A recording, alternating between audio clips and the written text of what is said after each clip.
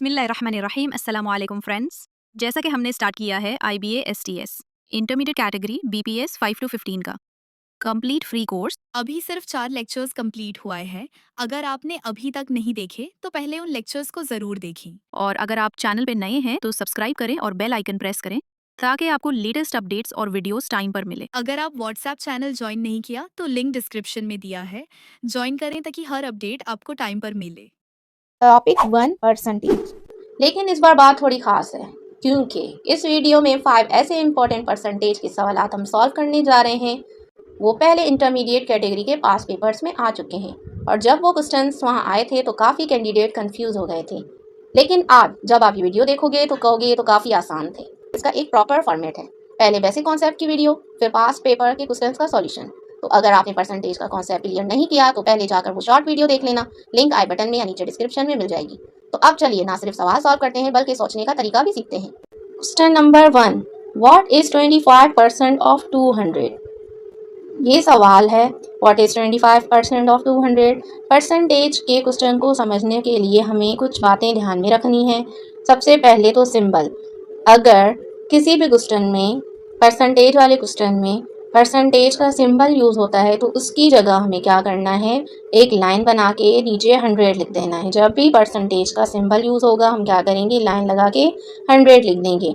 और अगर वॉट लिखा हो तो वॉट की जगह एक्स लिख देंगे, ऑफ लिखा हो तो ऑफ की जगह मल्टीप्लाई लिख देंगे। एक्स क्यों लिखा है वॉट की जगह, क्योंकि एक्स का मतलब होता है कोई भी नंबर। यहाँ पे नंबर पूछा जा रहा है, व्हाट इज 25% ऑफ 200। वॉट का मतलब होता है एक्स, कोई भी नंबर बताओ तो वॉट की जगह एक्स लिख देंगे। पहले इस क्वेश्चन को हम इक्वेशन में चेंज करेंगे। वॉट की जगह हमने एक्स लगा दिया, इसकी जगह इक्वल टू लगा दिया। उसके बाद परसेंटेज की जगह 25 सेम रहेगा, परसेंटेज की जगह 25 के नीचे हमने क्या करना है, लाइन लगा के 100 लिखना है। जिस नंबर के साथ परसेंटेज का सिंबल यूज़ होगा उसके नीचे हमने क्या करना है, लाइन लगा के 100 लिख देना है। उसके बाद ऑफ की जगह मल्टीप्लाई 200 का 200। अब इसको सॉल्व करेंगे। अब हमें क्या करना है, वेरिएबल जो है एक्स है, एक्स को फाइंड करना है। इस इक्वेशन से हमें पता चल रहा है कि हमें एग्जैक्टली करना क्या है, तो एक्स फाइंड करना है। एक्स फाइंड करने के लिए जो आगे 25/100 है, इन दोनों को डिवाइड कर देंगे, हमारे पास आंसर आएगा 0.25। उसके बाद हम 0.25 को मल्टीप्लाई कर देंगे 200 से, हमारा आंसर आ जाएगा 50। तो इस क्वेश्चन का आंसर जो है वो 50 है। What is 25% of 200? तो 50। Question number 2, if a shirt originally cost ₹800 and is on sale for 20% of, what is the sale price? मैंने पहले क्या कहा था कि आपको इस क्वेश्चन को हमें इक्वेशन में चेंज करना होगा, लेकिन मैंने पहले कहा था कि ऐसे परसेंटेज के पहले क्वेश्चन आएंगे उनको हमें इक्वेशन में चेंज करना होगा। इक्वेशन में चेंज करने के लिए हमारे पास ये चीज़ें होनी चाहिए, व्हाट ऑफ परसेंट।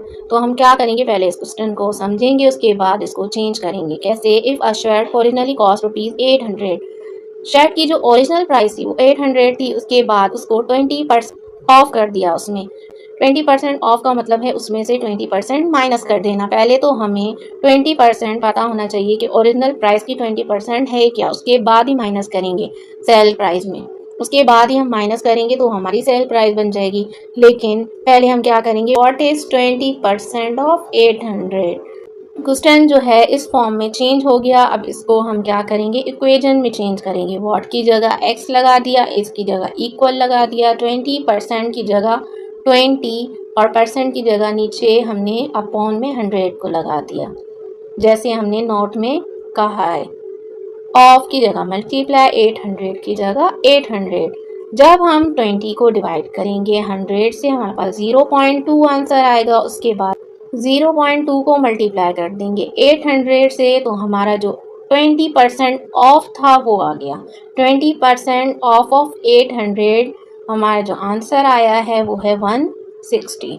अब क्या करेंगे कि जो हमारी कॉस्ट प्राइस है, ओरिजिनल प्राइस है 800, उसमें से 20% ऑफ को माइनस कर देंगे। Total price minus 20% off, 800 minus 160 equal to 640 rupees. Shirt की जो ओरिजिनल प्राइस थी वो 800 थी, लेकिन वहाँ पे 20% ऑफ है, तो 20% ऑफ हमारा आया है 160।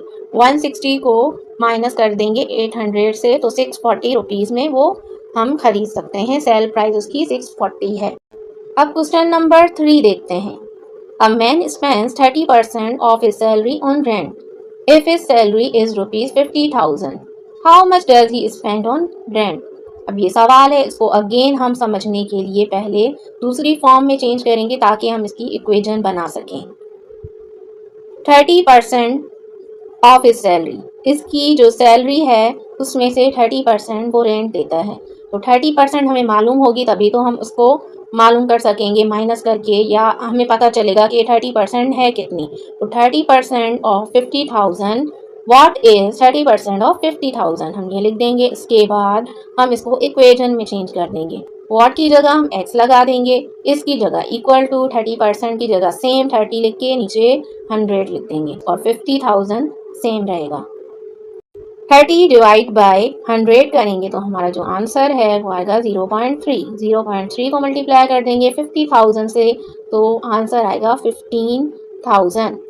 How much does he spend on rent, spend उसने कितना किया रेंट पे, 15,000। तो ये इसका आंसर हो जाएगा, क्योंकि सवाल भी यही था कि हमें जस्ट इतना बताना है कि उसने कितना स्पेंड किया रेंट पे, उसने रेंट किराया कितना भरा, तो 15,000। लास्ट के 2 क्वेश्चन हैं वो काफ़ी ट्रिकी हैं, इनको समझने के लिए आपका माइंड जो है वो फुल ऑफ फोकस होना चाहिए। क्वेश्चन नंबर 4 है, if 60% of a number is 120, what is the number? Simple, इसको हम दूसरी फॉर्म में चेंज करेंगे। कैसे? 60% ऑफ अ नंबर, पहले हमें क्या, हमें ओरिजिनल प्राइस नहीं गिवन, हमें ओरिजिनल नंबर नहीं गिवन है, तो हम ओरिजिनल नंबर मालूम करेंगे। कैसे मालूम करेंगे? 60% ऑफ नंबर की जगह हम क्या कर देंगे, x, क्योंकि व्हाट की जगह भी x होता है। व्हाट का मतलब भी होता है कि नंबर बताएं, और नंबर यहाँ पे सीधा सीधा लिखा हुआ है कि नंबर, तो नंबर की जगह हम x लिख देंगे। 60% ऑफ x इसकी जगह इक्वल टू और 120। ये हमें सिंपल, हमने क्या किया कि इसको दूसरी फॉर्म में चेंज कर दिया। अब इसकी इक्वेशन बनाएंगे। 60 परसेंटेज की जगह हम अपॉन में 100 लिख देंगे, ऑफ की जगह मल्टीप्लाई, x की जगह x आ जाएगा इक्वल टू 120। पहले क्या करेंगे, 60 को डिवाइड करेंगे 100 से, तो हमारे पास आंसर आएगा 0.6। अब यहाँ पे मल्टीप्लाई नहीं करना है 120 से, क्योंकि पहले जो है हमारे पास ओरिजिनल प्राइस गिवन थी, लेकिन इसमें ओरिजिनल नंबर गिवन नहीं है। तो हम क्या करेंगे, यहाँ पे वेरिएबल को एक साइड करेंगे और नंबर को एक साइड कर देंगे। जो आंसर आया है 0.6, उसको दूसरी साइड ले जाके हम क्या करेंगे, क्योंकि नंबर आपस में डिवाइड मल्टीप्लाई या प्लस होते हैं, और वेरिएबल आपस में, यहाँ पे वेरिएबल को अलग कर दिया। वेरिएबल अब क्या है, ये क्वेश्चन आ रहा होगा दिमाग में। वेरिएबल का मतलब होता है कोई भी ABCD या X, ये सब जो हैं वो वेरिएबल होते हैं। यहाँ पे X गिवन है तो X को एक साइड कर देंगे इक्वल की जगह, और जो नंबर है उसको दूसरी साइड ले जाएंगे। यहाँ पे 0.6 जो है मल्टीप्लाई हो रहा था, तो दूसरी जगह इक्वल टू के अपोजिट जाएगा तो वो डिवाइड हो जाएगा। जब हम 120 को डिवाइड करेंगे 0.6 से, तो हमारा आंसर आएगा 200। तो इस क्वेश्चन का जो आंसर है वो 200 है। 60% ऑफ 200 इज 120। आया समझ में? अब करते हैं क्वेश्चन नंबर 5।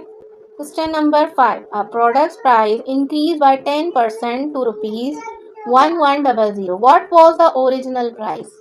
हमें इसको दूसरी फॉर्म में चेंज करना है। यहाँ पे है कि ओरिजिनल प्राइस जो थी वो इंक्रीज हुई 10%। ओरिजिनल प्राइस तो होगी, ओरिजिनल प्राइस को हम x से शो करते हैं, नंबर से शो करते हैं। तो हम ओरिजिनल प्राइस, प्रोडक्ट्स प्राइस की जगह हम x लिख देंगे, और इंक्रीज़ का मतलब, जब भी क्वेश्चन में इंक्रीज़ का यूज़ होता है तो हम प्लस लगा देते हैं, अगर डिक्रीज़ का यूज़ होगा तो हम माइनस लगा देंगे। यहाँ पे इंक्रीज़ का वर्ड यूज़ हो रहा है तो हम x प्लस, और 10% है तो 10% ही लिख देंगे। 2 किस में हुई increase, x plus 10% of x is 1100। उसके बाद जो हमारा आंसर आया है वो आ गया है 1100।